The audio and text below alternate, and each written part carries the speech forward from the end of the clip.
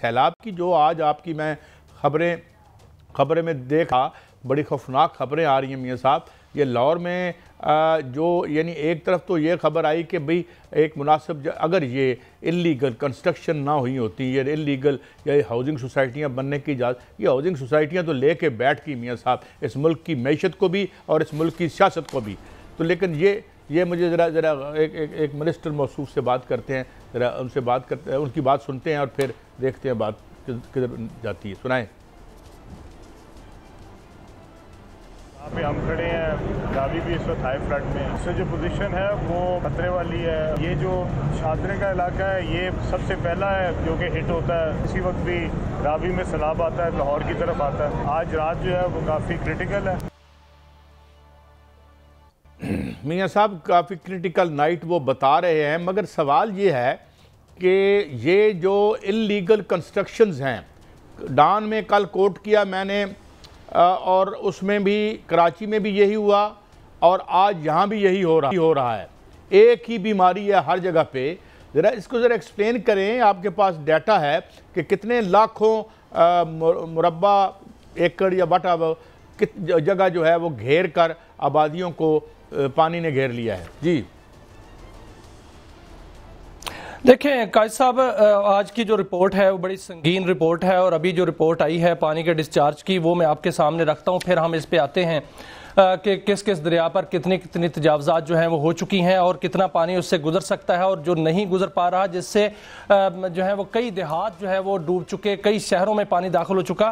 تو اس وقت جو دریائے چناب کی صورتحال ہے بڑی کرٹیکل ہے، کیونکہ دریائے چناب میں اس میں خانقی کے مقام پر جو ہے 10,85,000 کیوسک کا جو ہے وہ ریلا جو ہے وہ وہاں سے گزر رہا ہے. قادر آباد کے مقام پر بھی اسی طرح کی صورتحال ہے، اس میں 10,17,000 کیوسک کا ریلا جو ہے گزر رہا ہے. لیکن جو راوی کی صورتحال ہے وہ میں آپ کے سامنے رکھتا ہوں. راوی میں جسر کے مقام پر 2,02,000 کیوسک کا ریلا جو ہے وہ وہاں سے داخل ہو چکا ہے اور اس کا رائزنگ ٹرینڈ ہے اور یہ کہا جا رہا ہے کہ یہ 2.5 لاکھ سے بھی اوپر تک جا سکتا ہے اور ممکن ہے کہ 3 لاکھ تک بھی جائے. اور جب اس وقت شادرہ کے مقام پر جو پانی کا بہاؤ ہے وہ 80,000 کیوسک سے بڑھ چکا ہے اور پانی جو ہے بالکل اوپر سطح جو ہے اس کی آ رہی ہے. اور جیسے یہ ریلا پہنچے گا، یہ آج رات 12 بجے تک کا کہا جا رہا ہے کہ ریلا وہاں سے گزرے گا. یہ بہت بڑا ریلا ہوگا اور بہت ہائی فلڈ اس کو کہا جاتا ہے، اس کو ایکسٹرا ہائی فلڈ کہا جاتا ہے. اور جب یہ ریلا گزرے گا تو لاہور کو خطرہ ہے، کیونکہ لاہور میں 13 ہاؤسنگ سوسائٹیاں ایسی ہیں جو بالکل دریا کے کنارے پر نہیں، دریا واٹر ویز میں جو ہے وہ بنی ہوئی ہیں، وہ دریائی علاقے میں بنی ہوئی ہیں اور ان کو بہت زیادہ خطرہ ہے. اس کے علاوہ جو شادرہ سے آگے ایریے ہیں ان کو بڑا خطرہ ہے. وہاں پر آپ دیکھیں کہ جو ٹھوکر نیاز بیگ ہے، اگر وہاں سے پانی داخل ہوتا ہے تو آگے جتنی بھی سوسائٹیز ہیں وہ خطرناک حد تک جو ہے وہ اس میں خطرہ ہے. اور اس میں بحریہ ٹاؤن کو خطرہ ہے، دیگر جو ہاؤسنگ سوسائٹیاں روڈا ہے اس کو جو ہے وہ خطرہ ہے. لاہور کے وہ ایریاز جو انکروچمنٹ اس میں آتے ہیں، اس کو انکروچمنٹ کہا جا سکتا ہے کہ وہ انکروچمنٹ ہے اور دریا کے علاقے ہیں، وہاں پر جتنی بھی ہاؤسنگ سوسائٹیاں ہیں، جتنی بھی آبادیاں ہیں ان کو خطرہ ہے. اس حوالے سے جو ریسکیو کی کارروائیاں ہیں وہ تو شروع کر دی گئی ہیں اور اس میں بالکل الرٹ کر دیا گیا ہے، ہائی الرٹ کر دیا گیا ہے. سی ایم صاحبہ جو ہیں وہ بھی خود راوی پل پر جو ہیں وہ موجود ہے، لیکن وہاں جو انتظامات اس سے پہلے کیے جانے تھے وہ نہیں کیے گئے، جو انکروچمنٹ ختم کی جانی تھی وہ نہیں کی گئی. جب جسر سے پانی داخل ہوتا ہے تو اس کے بعد یہ جب لاہور سے گزرتا ہے اور آگے شادرہ کی طرف جاتا ہے اور پھر سے وہاں سے دریا ٹرن لیتا ہے تو وہاں سے دریا جو ہے وہ بہت خطرناک ہو جاتا ہے. اور وہ اگر 2 لاکھ 2.5 لاکھ 2.25 لاکھ کا ریلا وہاں سے داخل ہو گیا اور وہاں تک پہنچ گیا تو وہاں سے پھر پانی جو ہے وہ بالکل لاہور کے اندر داخل ہو جائے گا. اور لاہور کے اندر اگر پانی داخل ہوتا ہے تو لاہور کی تھریٹڈ ہے میاں صاحب، زیر آب آ جائیں گے. ایک تو پارک ویو کے بارے میں بتایا جا رہا ہے کہ پارک ویو میں ابھی تھوڑی دیر پہلے تک تھا کہ اس کے جو بالکل ساتھ ہیں کنارے پہ وہ تو شاید پانی شاید آ گیا یا نہیں آیا یا آنے والا ہے. اس سے آگے کون کون سی آبادیوں کو خطرہ اور کون کون سی ہاؤسنگ سوسائٹیوں کو خطرہ بتایا جا رہا ہے آفیشلی سرکار کے مطابق؟ دیکھیں قائد صاحب، جو سامنے آ رہی ہیں اعداد و شمار سامنے آ رہے ہیں، اس میں اگر پانی جو ہے وہ ٹھوکر نیاز بیگ کی طرف سے داخل ہوتا ہے تو جوہر ٹاؤن جو ہے وہ خطرے میں ہے، بحریہ ٹاؤن خطرے میں ہے اور اس سے آگے ملتان روڈ کے پاس ساتھ ساتھ جو آبادیاں ہیں وہ خطرے میں ہیں.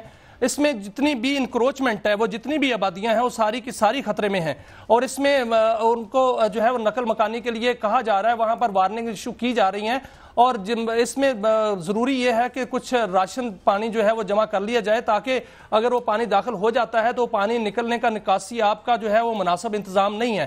لیکن پنجاب حکومت کا یہ دعویٰ ہے کہ انہوں نے تمام تر انتظامات کر رکھے ہیں۔ آج کی رات جو ہے وہ بہت اہم ہے، اگر آپ آج کی رات جو ہے وہ اچھی طرح وہاں سے پانی گزر گیا، جو کہ وہاں کے جو ذمہ داران ہیں وہ کہتے ہیں کہ 3.25 لاکھ کا ریلا آرام سے گزر جائے گا، لیکن 3.25 لاکھ کا ریلا اس وقت آرام سے گزرنا تھا جب 1947 میں یہ دریا اس لیول پر تھا جس لیول پر پہلے موجود تھا، جس جو ہے وہ سائز میں پہلے موجود تھا۔ اب وہ سائز میں نہیں ہے قائد صاحب۔ اب دریائے راوی کی صورتحال اگر دیکھی جائے تو جہاں تک دریائے راوی جو ہے وہ جاتا ہے وہاں تک اتنی انکروچمنٹ ہو چکی ہے کہ 3 کلومیٹر مربع کلومیٹر جو ہے وہ دریا اندر آ چکا ہے۔ لوگوں نے وہاں انکروچمنٹ کر لی ہے، وہاں پر جو ہے وہ کھیتی باڑی ہوتی ہے، وہاں پر بڑی بڑی سوسائٹیاں بھی بن چکی ہیں، وہاں پر آبادیاں بن چکی ہے، وہاں پر دیہات بھی ہیں، وہ سارے کے سارے زیر آب آنے کے خدشے میں ہیں۔ قائد صاحب جو ایک وضاحت کریں، یہ ہاؤسنگ سوسائٹیاں نہیں، ایک تو یہ نا کسی انڈیویجول نے کی ہیں یا ہاؤسنگ سوسائٹیاں ہیں، یہ اس کا چلیں، یہ تو اب مصیبت گزر جائے، ہم مطالبہ کریں گے، یقیناً ہمارا مطالبہ کوئی نہیں مانے گا۔ ان جگہوں پر اجازت کس نے دی ہاؤسنگ سوسائٹیاں بننے کی؟ ان لوگوں کا جو نقصان ہوگا وہ کون پورا کرے گا؟ اللہ تعالیٰ محفوظ رکھے کسی کا جانی مالی نقصان نہ ہو۔ یہ جو کرمنل حرکتیں ہم کرتے رہتے ہیں اور جس کا پھر ایک دن نتیجہ یہ نکل رہا ہے، تو یہ بھی کیا یہ چلیں، یہ اٹ از ذرا بیفور ٹائم میں یہ بات کر رہا ہوں، مگر ہے تو یہ کرمنل حرکت کہ آپ ہاؤسنگ سوسائٹیاں بنا کے دریاؤں کے راہ میں لوگوں کو یعنی دے دیں۔ ڈونٹ یو تھنک کہ یہ تو ایک اس پہ دفعہ 302 لگنی چاہیے قتل کی؟ میاں صاحب